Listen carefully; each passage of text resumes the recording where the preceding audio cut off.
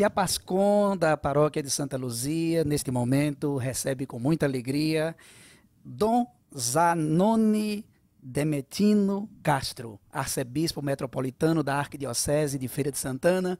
Seja bem-vindo a Santa Luz, é um prazer tê-lo conosco.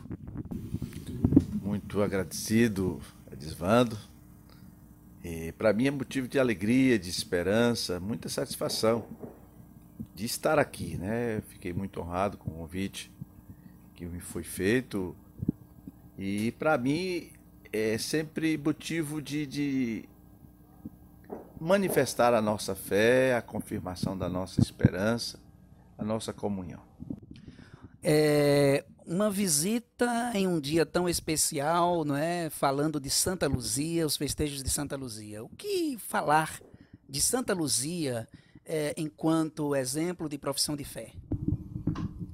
Hoje, no momento em que nós nos perguntamos, nesse tempo de mudança, nessa época nova, como ser fiel ao mandato evangelizador do Mestre Jesus, aquele que passou a vida fazendo bem, nós miramos a resposta, o testemunho de Santa Luzia. Ela que disse que aquilo que Jesus disse, quem quiser salvar a sua vida vai perdê-la, mas quem entrega a sua vida por causa de mim, você terá a vida eterna. Eu creio que respostas significativas, testemunhais, são muito mais valiosas para o mundo que nós vivemos. O mundo hoje, as pessoas, homens e mulheres contemporâneos, não querem ouvir muitas palavras, pregações de mestres e doutores. Aceitam, sim, as testemunhas. Por isso que a vida desta mulher não ficou apenas no seu tempo, mas marca profundamente aqueles que querem seguir os passos de Jesus. Durante a homilia de hoje, o senhor que se tratou do Evangelho de São Mateus, o senhor falou muito da importância também da vigília, de se vigiar, de estar atento, inclusive a partir da passagem que fala das 10 moças em que estavam na sua caminhada. Jesus usa muito parábolas para explicar, para orientar seus discípulos. E essa parábola das virgens prudentes e imprudentes, da vigilância, do de estar atento, é um sinal profundo de uma resposta, de uma atenção. O discípulo é aquele que escuta, que vê, que tem a visão. Por isso que Santa Luzia, com a sua luz, é imagem do discípulo que acolhe a palavra de Deus. O senhor falou também da importância, né, tanto dos agentes chamados políticos, os agentes que hoje ocupam poder e muitas vezes pelo poder, mas a importância do poder enquanto ser humano de estar contribuindo, estendendo a mão uns aos outros. O que o senhor poderia dizer a partir de um momento tão difícil em que a sociedade humana vive? A espiritualidade cristã passa necessariamente por descobrir como chegar, qual é a vontade de Deus. E a fé, a salvação cristã, passa necessariamente pelo serviço ao outro, pela preocupação com as pessoas. A vida concreta das pessoas está intrinsecamente presente em nossa espiritualidade. Então, essa experiência que nós somos chamados a fazer de Deus, de nos encontrar com Ele, e Ele quer ser conhecido através. Estava com fome, me deste de comer. Estava com sede, me deste de beber. Estava preso, me visitaste. Era estrangeiro. São coisas, realidades concretas da vida. Por isso que ser cristão não é apenas o celebrar, mas é o viver e o testemunhar Jesus. O senhor falou também na homilia em relação à questão da população encarcerada da nossa região, que chega a mais de 3 mil, e chamou atenção também para essas questões das condenações com processos não seguindo um trâmite correto. O que o senhor poderia fazer essa relação com a profissão de fé, com o viver essa fé cristã? A primeira palavra do profeta que clama, que veio endireitar as veredas, conversão, mudança de vida. Quem tem duas túnicas, dê uma. Quem é violento, não seja mais. Lembra a pregação do padre Cícero, né? Não mate, plante uma árvore. E esta é, de fato, o desafio da nossa espiritualidade. É a vida concreta que expressa o que nós professamos.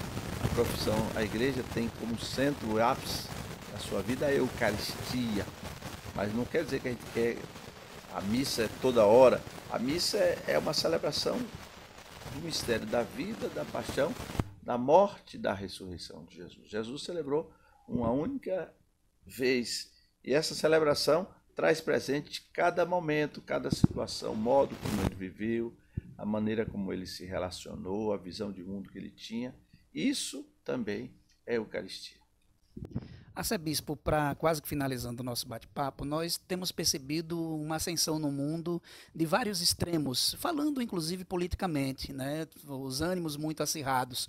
Qual é o papel da igreja e, sobretudo, um convite, um chamado para os devotos de Luzia, nesse momento em que se percebe a ascensão de extremismos, sobretudo nos cenários políticos, na disputa de poder? O que o senhor poderia levar a palavra, enquanto cristão, para essa comunidade?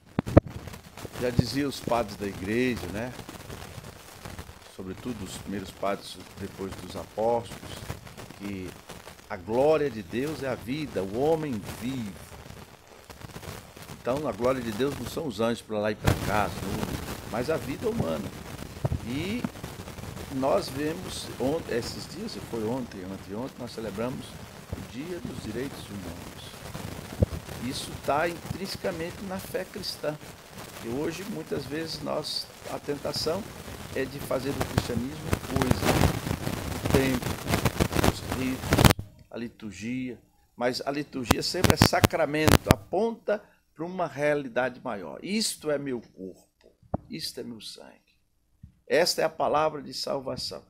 É a vida humana que deve ser resgatada, né? Eu vim para que tenham vida e vida em plenitude. E nós estamos aí vivendo cada vez mais, e o absurdo que alguns católicos às vezes seguem mais os fundamentalistas evangélicos, como Malafaia, Macedo, do que os pastores da igreja, do que o Papa, do que os bispos do Brasil.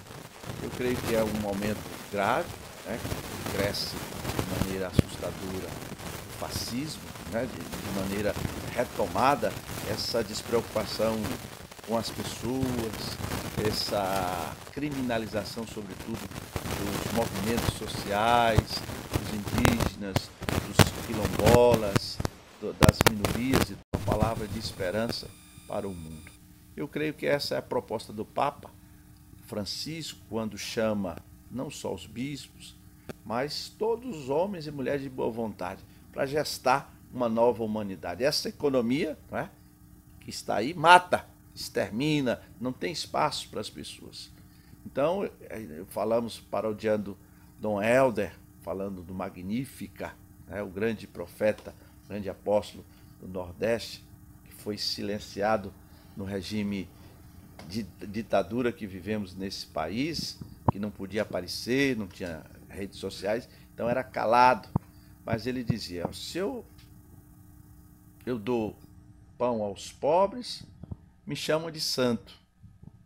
Mas eu pergunto, por que esse povo está pobre? Me chamam de comunista.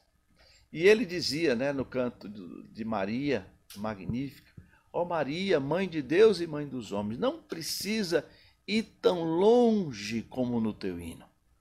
Não precisa despedir os ricos de mãos vazias. É o sonho, a profecia, que não haja ricos e pobres. Isso não é socialismo, isso não é comunismo, e ele existia. Isso é evangelho. Então a tentação nossa é ou seguir Jesus ou Herodes, ou nos inclinar diante do mistério de Deus, ou servir a César. Essa é a grande dificuldade. Nós queremos seguir Jesus. Nós agradecemos ao senhor pela participação. Seja bem-vindo a Santa Luz sempre, e o território do Cisal te abraça. Eu agradeço a oportunidade, um abraço a parente Dom Hélio, que tive a oportunidade de participar da sua ordenação lá em Palmeira dos Índios, e que proximamente celebra mais um ano de ministério sacerdotal. Que Deus o abençoe, o guarde, o faça feliz. Amém.